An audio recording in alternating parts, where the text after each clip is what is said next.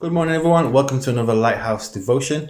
This week I was helping my 7-year-old daughter with some maths homework. She had a table full of numbers and animals and we had to guess which was the missing number or missing animal from the table. I found this really hard. I checked the answer book from school and it said there are multiple answers to this question, but I couldn't even think of one.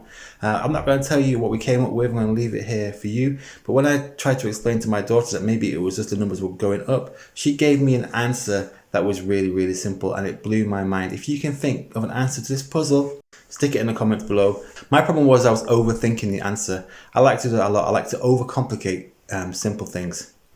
And it doesn't lead me to making good decisions. In fact, it leads me to paralysis. This overthinking means I can very rarely commit to a decision and it leads you to paralysis. Over the next few months as we come out of lockdown, it's going to be really easy to get stuck in paralysis, to get stuck between knowing what's the right answer, the wrong answer, to become fearful and anxious. And my encouragement for us today is not to do that, not to overthink, but to keep things simple. The Bible has very many places where it talks about keeping things simple. It says to be still and know that He is God. Just to rest and be still. It talks about, the psalmist talks about having a pure heart, a heart that is uncompromised with other things, uncomplicated, has one thing in its purpose and one thing in mind. Jesus talked about looking at the birds and the grass and seeing how God cares for them and how that should not cause us to be anxious. And if we sought first the kingdom of God, if we had a simple purpose, then all those things would be added to us.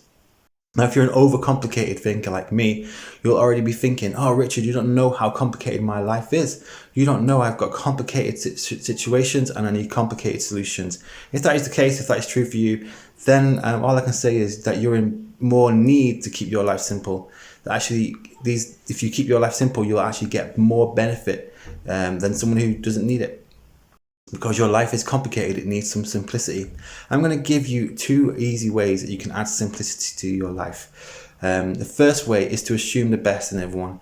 There may be people who are out to get you, to sabotage you, who are causing mischief behind your back. There could be politics at work or in all kinds of places. But if you assume the best out of those people, if you assume their motives are pure and easy, then their complications become simple to you. Just assume the best from them and you can add some simplicity to your life.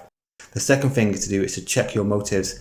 You will not succeed by putting other people down. That's a complication to your life. If you're going to succeed, do it by building people up.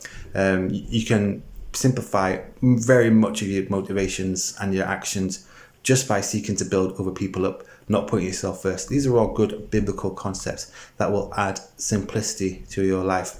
So my encouragement for us coming out of lockdown over the next few weeks is to keep things simple. Now, simple does not mean it's something that's stupid or it's of less value. When we were doing the maths test, Josie had a really simple answer. I had complicated answers. Only one of us was right, and it was Josie. So who was stupid there? It was clearly me with my complicated situation, my complicated answer. The person who was smart had the simple answer.